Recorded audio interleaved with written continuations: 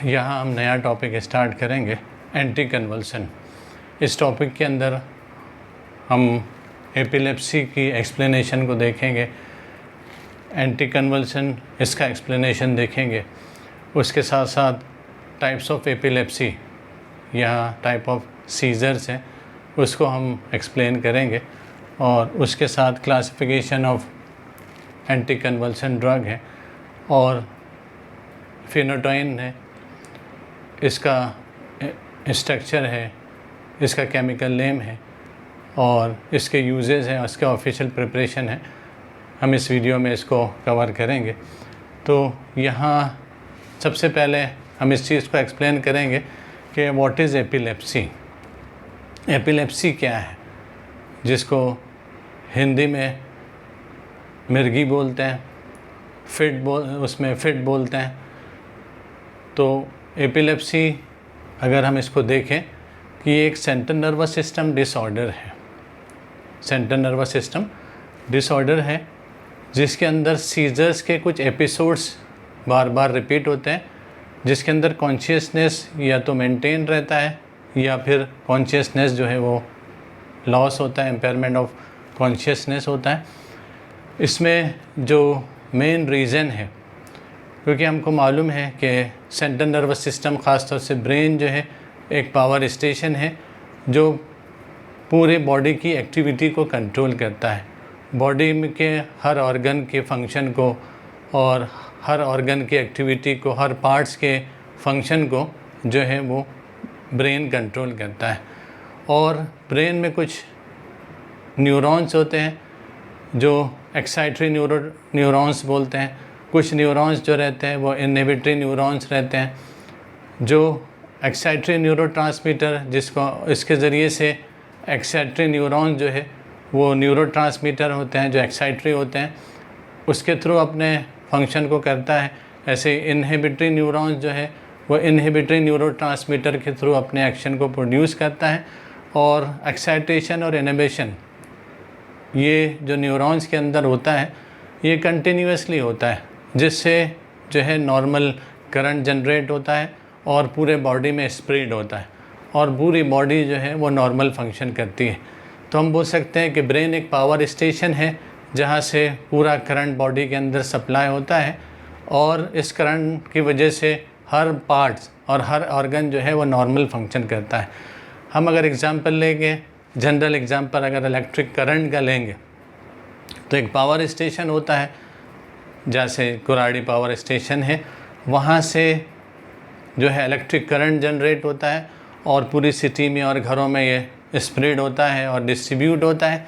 अगर वहाँ power station से करंट जो है अगर एबनॉर्मली जनरेट हो और अबनॉर्मली स्प्रेड हो, जैसे कभी कभी पावर एकदम शूट अप होता है और करंट का वोल्टेज एकदम शूट होके बढ़कर फिर डाउन होता है और लो हो जाता है, तो ये क्या है, पावर स्टेशन से जो करंट जनरेट हो रहा है वहाँ वो एबनॉर्मल हुआ है, या तो इंक्रीज़ हुआ वो जो है पावर सप्लाई इंक्रीज़ हुआ तो वोल्टेज एकदम हाई हुआ, या फिर एकदम वोल्टेज लो हुआ।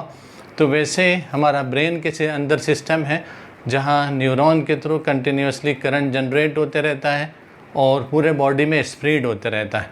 अगर ये करंट का जनरेशन और कंडक्शन अगर अबनॉर्मल होता है तो बॉडी के मूवमेंट पर इसका इफ़ेक्ट होता है, बॉडी के मूवमेंट पर इसका इफ़ेक्ट होता है।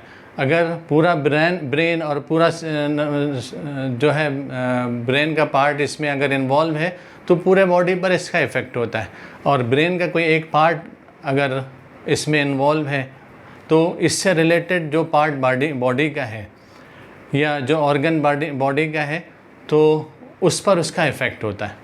तो यहाँ पर हम एपिलेप्सी को हम बोल सकते हैं कि ये एक सेंट्रल नर्वस सिस्टम डिसऑर्डर है जिसके अंदर सीजर्स के एपिसोड्स आते हैं, फिट के एपिसोड्स आते हैं, और कभी कभी कॉन्शियसनेस मेंटेन रहता है या कॉन्शियसनेस चला जाता है। तो epilepsy is a chronic central nervous system disorder. अगर इसको पूछा व्हाट इज़ एपिलेप्सी, यहाँ अगर इसको पूछा व्हाट इज़ एपिलेप्सी, कभी कभी एग्ज़ाम में पूछता है व्हाट इज़ एपिलेप्सी, तो एपिलेप्सी को हम बोल सकते हैं जैसे अभी बताया एपिलेप्सी फिट को बोलते हैं, सीजर्स को बोलते हैं। तो epilepsy is a chronic central nervous system disorder in which brief episodes of seizures appear with और विदाउट लॉस ऑफ कॉन्शियसनेस। बिल्कुल सिंपल वे में हम इसको एक्सप्लेन कर सकते हैं। एपिलेप्सी is a chronic central nervous system डिसऑर्डर in which brief episodes of seizures appear with or without loss of consciousness। कि एपिलेप्सी एक chronic central nervous system disorder है जिसमें फिट के एपिसोड्स आते हैं, सीजर्स के एपिसोड्स आते हैं, जिसमें पेशेंट के अंदर कॉन्शियसनेस बाकी भी रहता है और कभी कभी लॉस हो जाता है। तो epilepsy is a chronic central nervous system disorder in which brief episodes of seizures appear with और विदाउट लॉस ऑफ कॉन्शियसनेस। और इसको कैरेक्टराइज करते हैं by excessive and abnormal electrical discharge of certain neurons. Brain के अंदर जो कुछ neurons होते हैं उसके अंदर का करंट जनरेशन और कंडक्शन जो है वो या तो एक्सेसिव हो जाता है या एबनॉर्मल होता है, जिसको हम electrical discharge of certain neurons बोल सकते हैं। Electrical current development in certain neurons बोल सकते हैं। तो it is characterized by excessive or abnormal electrical discharge of certain neurons in the brain leading to abnormal body movement, जिसकी वजह से abnormal movement body movement होता है। such abnormal brain discharge is known as seizures। उसको हम seizures बोलते हैं। उसको क्या बोलते हैं? seizures बोलते हैं। तो it is characterized by this epilepsy और seizures is characterized by abnormal electrical discharge of certain neurons in the brain leading to abnormal body movement. Such abnormal body movement or electrical discharge of the brain are called as seizures। उसको हम seizures बोलते हैं। अब इसके बाद anti convulsion, इसमें type of epilepsy और type of scissor है। तो इसको एक्सप्लेन करने के लिए हमको इसके बाद ये अगर समझ में आ गया, जैसे अभी मैंने बताया कि हमारा ब्रेन जो है ये डिफरेंट ऑर्गन्स के ब्रेन है, ये ऑर्गन्स और पार्ट्स के फंक्शन को कंट्रोल करता है। अगर ब्रेन का कोई एक पार्ट इन्वॉल्व है, जैसे ब्रेन का एक पार्ट अगर इन्वॉल्व है, इससे रिलेटेड जो बॉडी पार्ट है, ब्रेन का एक पोर्शन अगर इन्वॉल्व है, इससे रिलेटेड अगर बॉडी का पार्ट अटैच है, तो इससे क्या होगा कि इससे रिलेटेड जो बॉडी का पार्ट है तो उस पर उसका इफ़ेक्ट होगा। उस पर अगर यहाँ इलेक्ट्रिकल करंट डिस्चार्ज जनरेशन और कंडक्शन ये एबनॉर्मल होगा तो इससे रिलेटेड जो बॉडी का पार्ट है तो उस पर जो है इस एरिया का इफ़ेक्ट होगा और वहाँ उसका उस पार्ट बॉडी के वो पार्ट का जो मूवमेंट है वो एबनॉर्मल होगा या एक्सेसिव होगा या एबनॉर्मल होगा। ऐसी तरीके से तो इस तरीके से सीजर्स को और एपिलेप्सी को हम एक्सप्लेन कर सकते हैं। तो ये ऐसे सीजर्स को पार्शियल सीजर कंसीडर करते हैं। पार्शियल सीजर्स इसको बोलते हैं पार्शियल सीजर, जिसमें बॉडी का कोई एक पार्ट इन्वॉल्व है, उसका मूवमेंट एबनॉर्मल है, एक्सेसिव मूवमेंट है या एबनॉर्मल मूवमेंट है। तो वो इस वजह से कि ब्रेन के जो पार्ट का कांटेक्ट उस पार्ट से है, ब्रेन के उस पार्ट में अगर इलेक्ट्रिकल करंट का डेवलपमेंट और कंडक्शन एबनॉर्मल है तो ये पोर्शन ब्रेन का जिस पार्ट से अटैच है उस पर उसका इफ़ेक्ट होगा। तो ऐसे सीजर्स को और ऐसी कंडीशन को पार्शियल सीजर बोलते हैं। और इसमें पार्शियल सीजर में 3 टाइप के पार्शियल सीजर हम कंसिडर कर सकते हैं कि सिंपल पार्शियल सीजर, कोई एक जैसे अगर ब्रेन ये आर्म से रिलेटेड ब्रेन का कोई पार्ट है जहाँ इलेक्ट्रिकल डिस्चार्ज एबनॉर्मल है और एक्सेसिव है, तो वहाँ से इस बॉडी के जैसे आर्म्स पर राइट हैंड पर उसका इफ़ेक्ट होगा, राइट हैंड पर उसका इफ़ेक्ट होगा, इसका हाथ का जो मूवमेंट है वो डिस्टर्ब होगा। और अगर इस पार्ट का है तो अगर ब्रेन का वो पोर्शन जो लेफ़्ट हैंड से कांटेक्ट में है और लेफ़्ट हैंड से अटैच है तो लेफ़्ट हैंड का मूवमेंट डिस्टर्ब होगा। तो इस तरीके से इस टाइप के सीजर को कभी कभी आइज़ के ऊपर इफ़ेक्ट होता है, हमारे लिप्स है उस पर उसका मूवमेंट रहता है, कभी कभी कोई पोर्शन जो ज़ोर से हिलना शुरू होता है। तो ये भी एक टाइप है, सीजर्स की एक टाइप है। तो उस टाइप के सीजर्स को हम पार्शियल सीजर बोलते हैं। पार्शियल सीजर में भी 3 टाइप के पार्शियल सीजर होते हैं कि simple partial seizure, complex partial seizure. Complex partial seizure में क्या कोई स्पेसिफिक पार्ट नहीं रहता, कभी ये आर्म्स का मूवमेंट डिस्टर्ब हुआ, कभी ये आर्म का मूवमेंट डिस्टर्ब हुआ, कभी लोअर लिम्ब के किसी पोर्शन का मूवमेंट डिस्टर्ब हुआ, तो ये जो है कॉम्प्लेक्स पार्शियल सीजर है। क्यों? जिस ब्रेन के जिस पोर्शन में इलेक्ट्रिकल करंट का डिस्चार्ज एबनॉर्मल है, जो न्यूरॉन्स है उसका इलेक्ट्रिकल डिस्चार्ज अगर एबनॉर्मल हो रहा है तो फिर उससे रिलेटेड पार्ट्स पर उसका इफ़ेक्ट होता है। तो इस टाइप के पहला सिंपल पार्शियल सीजर है, दूसरा कॉम्प्लेक्स पार्शियल सीजर है, और तीसरा partial with secondary generalize seizure. Partial with secondary generalize seizure, partial with secondary generalize seizure में स्टार्ट पार्शियल से होगा, लेकिन धीरे धीरे वो पूरे ब्रेन पर उसका इफ़ेक्ट हो जाएगा। तो पार्शियल किसी एक पार्ट पर सीजर्स का और एपिलेप्सी का इफ़ेक्ट होगा, और फिर धीरे धीरे धीरे स्प्रेड होकर पूरा ब्रेन इन्वॉल्व हो जाएगा, और पार्शियल सीजर जो है वो जनरलाइज में कन्वर्ट हो जाएगा। तो partial with secondary generalize seizure, partial with secondary generalize, और जनरलाइज सीजर में पूरा बॉडी का मूवमेंट जो है वो डिस्टर्ब हो जाता है। जैसे फिट हम आते हुए देखते हैं, यूट्यूब पर भी इसके कोई बहुत सारे पिक्चर्स हैं, तो हम वहाँ भी उसको सर्च कर सकते हैं। तो ये पार्शियल सीजर में अलग है, simple partial seizure, complex partial seizure, partial with secondary generalize seizure. अब उसके बाद जनरलाइज सीजर है, ये पार्शियल सीजर हो गया। अब उसके बाद सेकेंड जो है वो जनरलाइज सीजर है। जनरलाइज सीजर है, जनरलाइज सीजर्स के अंदर में भी अलग अलग टाइप है। जनरलाइज सीजर में generalize tonic clonic seizure, body के टॉनिक मूवमेंट है, क्लॉनिक मूवमेंट है, उसके अकॉर्डिंग हम उसको जनरलाइज टॉनिक क्लॉनिक सीजर्स, एक जिसको हम ग्रैंड mal सीजर्स भी बोल सकते हैं। जनरलाइज टॉनिक क्लॉनिक सीजर्स को ग्रैंड mal सीजर भी बोलते हैं। ऐसे ही अब्सेंस सीजर के मूवमेंट बॉडी का नहीं रहता, पेशेंट वो सीजर्स का अटैक आता है, पेशेंट अनकॉन्शियस हो जाता है या कॉन्शियसनेस इम्पेयरमेंट हो जाता है और लॉस हो जाता है, और उसको पेशेंट का जो बॉडी का मूवमेंट है उसके अंदर फ़र्क नहीं आता। ऐसी टॉनिक सीजर है, क्लॉनिक सीजर है, क्लॉनिक मायोक्लॉनिक सीजर्स है, इन्फेंटाइल सीजर है। तो ये अलग अलग टाइप के जनरलाइज सीजर्स हैं। तो यहाँ पर जनरलाइज में टॉनिक क्लॉनिक सीजर्स, ऐसे ही जिसको ग्रैंड mal सीजर बोलते हैं, अब्सेंस सीजर जिसको पेटिट mal सीजर्स बोलते हैं, एक्टोनिक सीजर्स हैं, क्लॉनिक सीजर्स हैं, क्लॉनिक मायोक्लॉनिक सीजर्स हैं, इन्फेंटाइल सीजर्स हैं। ये सब जनरलाइज सीजर हैं। वो एरिया के हिसाब से और कंडीशन के हिसाब से, बॉडी के मूवमेंट के हिसाब से, मसल्स के स्टिफनेस में और मसल्स के बॉडी के जर्क और झटकों की वजह से ये अलग अलग टाइप में हम इसको डिवाइड कर सकते हैं। अब इसके बाद जो कभी कभी पूछता है, define anti convulsant, define anti convulsant. तो एंटी कन्वल्सेंट को हम डिफाइन कर सकते हैं, anti convulsant are the drug which are used to prevent और कंट्रोल एपिलेप्टिक सीजर। कि एंटी कन्वल्सेंट वो ड्रग है जो एपिलेप्टिक सीजर्स को या तो प्रिवेंट करती है या कंट्रोल करती है। दोनों वर्ड अगर इसमें आ गए तो बहुत अच्छा है कि वो ड्रग जो एपिलेप्टिक सीजर्स को कंट्रोल करती है या प्रिवेंट करती है। कुछ ड्रग है जो हमेशा के लिए ख़त्म कर दिया, यानी सीजर्स को प्रिवेंट कर दिया, या कुछ ड्रग है अगर सीजर्स को अगर पेशेंट ने केयर नहीं किया, उसको इनिशियल स्टेज में ट्रीटमेंट नहीं हुआ, तो फिर कंटिन्यू एक दिन में डेली भी सीजर्स आते हैं, वीकली भी आते हैं, मंथली भी आते हैं, क्वार्टरली भी सीजर्स आते हैं, हाफ ईयरली भी आते हैं, ईयरली भी सीजर्स आते हैं। इनिशियल स्टेज में अगर ट्रीटमेंट हो गया तो ये सीजर्स ख़त्म भी हो सकते हैं। 90% इनिशियल स्टेज में अगर 90% पेशेंट के अंदर सीजर जो है वो ख़त्म हो सकते हैं।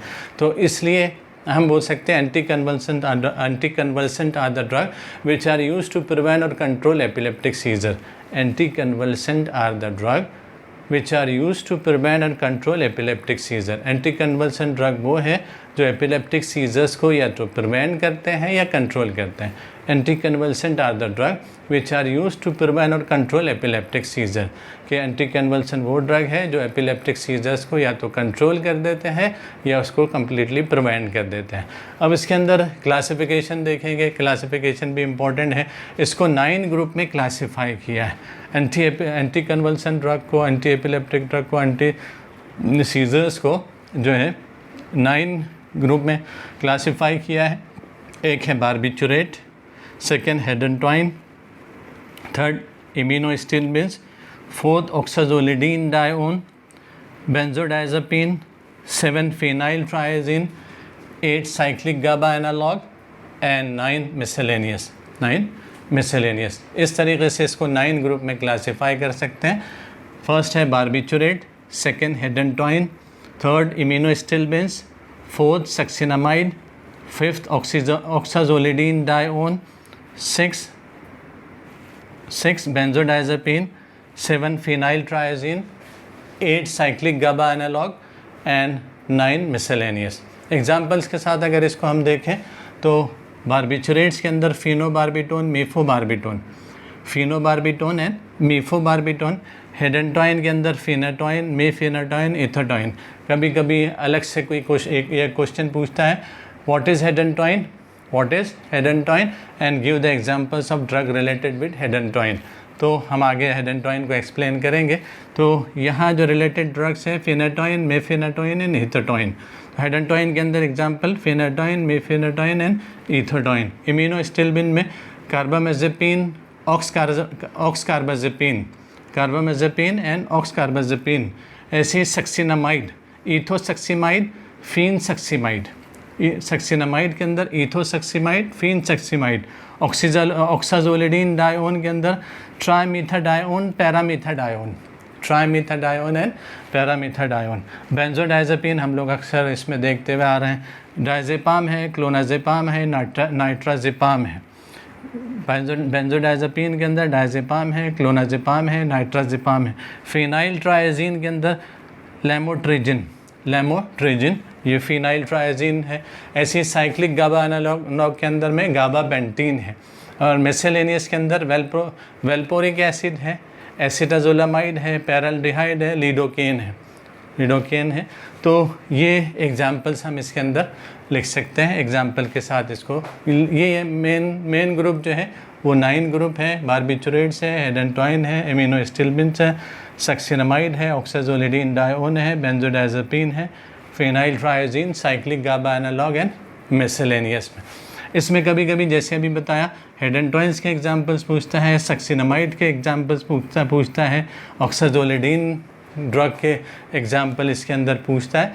तो अगर डायरेक्टली इस तरीके से एग्जांपल पूछा तो हम इसको इजीली लिख सकते हैं और क्लासिफिकेशन इसका लिख सकते. अब इसके बाद हम देखेंगे कि कभी ये क्वेश्चन पूछता है what is hydantoin and give the examples of drug related with hydantoin. कि हेडेंटॉइन क्या है और इससे रिलेटेड ड्रग्स का एग्जाम, जैसे फिनेटॉइन, इथोटॉइन, मीफिनेटॉइन हमने अभी देखा. तो ये सब ड्रग जो है फिनेटॉइन के एग्जाम्पल हैं. अब इसका स्ट्रक्चर, हेडेंटॉइन का स्ट्रक्चर हम अगर ड्रॉ करेंगे तो बहुत आसानी से इसका स्ट्रक्चर ड्रॉ कर सकते हैं. ये एक हेट्रोसाइक्लिक न्यूक्लियस है. ये हेट्रोसाइक्लिक न्यूक्लियस है. अगर इसका स्ट्रक्चर देखेंगे तो ये स्ट्रक्चर जो है वो इमिडाज़ोल का स्ट्रक्चर है. जैसे एक बॉन्ड सैचुरेट हुआ, इमिडाज़ोलिन फॉर्म हुआ, दोनों बॉन्ड सैचुरेट हो गए तो ये इमिडाज़ोलिडीन है. अब यहाँ पर देखेंगे इसको नंबरिंग 1, 2, 3, 4, 5. यहाँ इसमें डबल बॉन्ड O, यहाँ डबल बॉन्ड O. तो हम इसको बोल सकते हैं डाइकीटो डेरिवेटिव ऑफ इमिडाज़ोलिडीन. इसका कि ये टेट्राहाइड्रोइमिडाज़ोल है या इमिडाज़ोलिडीन न्यूक्लियस है. Diketo derivative of imidazolidine. तो hydantoin is a diketo derivative of imidazolidine बोल सकते हैं. यहाँ पे हेडेंटॉइन को अगर पूछा what is hydantoin, give the examples of drug related with hydantoin, तो हम बोल सकते हैं it is a diketo. 2 keto group है जो सेकंड पोजीशन पे और फोर्थ ग्रुप पोजीशन पे है. Diketo derivative of imidazolidine. तो यहाँ इमिडाज़ोलिडीन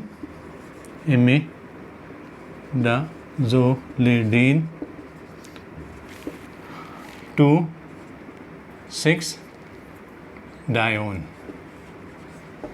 ये हम लिख सकते हैं। हेडेंटॉइन का केमिकल नेम हो सकता है कि इमिडाजोलिडीन 2,6 डायोन, हेडेंटॉइन या फिर इमिडाजोलिडीन 2,6 डायोन। अब hydantoin is generally use as anti convulsion drug, जो है एंटी कन्वल्सन ड्रग करके इसमें यूज़ होते हैं। इसके जो एग्जांपल्स हैं फिनाटॉइन है, मीफेनाटॉइन है, एथेटॉइन है। इसमें जो इम्पोर्टेंट स्ट्रक्चर है वो फिनाटॉइन का स्ट्रक्चर है,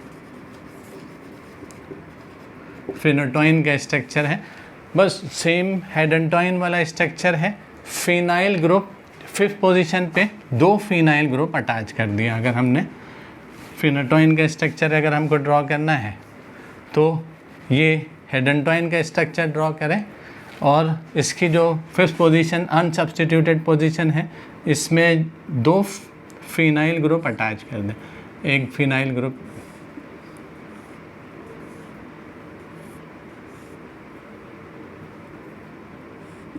एक फिनाइल ग्रुप और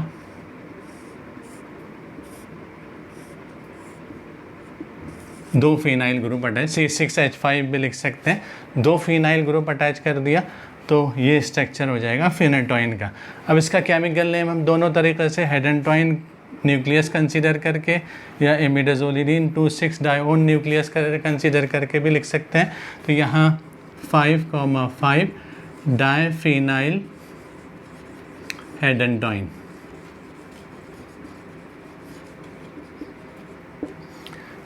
5,5 डायफिनाइल हेडेंटॉइन, ये भी केमिकल नेम लिख सकते हैं, या 5,5 डायफिनाइल इमिडाजोलिडीन 2,6 डायोन। कभी कभी एग्जाम में draw the structure of drug having this chemical name, 5,5 diphenyl imidazolidine 2,6 dione chemical name देता है और उससे स्ट्रक्चर ड्रॉ करने को बोलता है। चाहे ये केमिकल नेम दे कि 5,5 डायफिनाइल हेडेंटॉइन या 5,5 डायफिनाइल इमिडाजोलिडीन 2,6 डायोन, तो हमको दोनों में फिनाटॉइन का स्ट्रक्चर ड्रॉ करना है। तो इजीली हम इसको स्ट्रक्चर ड्रॉ कर सकते हैं। अगर इसका ब्रांड नेम देखेंगे तो ब्रांड नेम डायलेंटिन जो है इसका ब्रांड नेम है, तो आसानी से इसको लिख सकते हैं, डायलेंटिन ब्रांड नेम है। अगर इसकी प्रॉपर्टीज़ में देखेंगे तो इसका जो सोडियम सॉल्ट है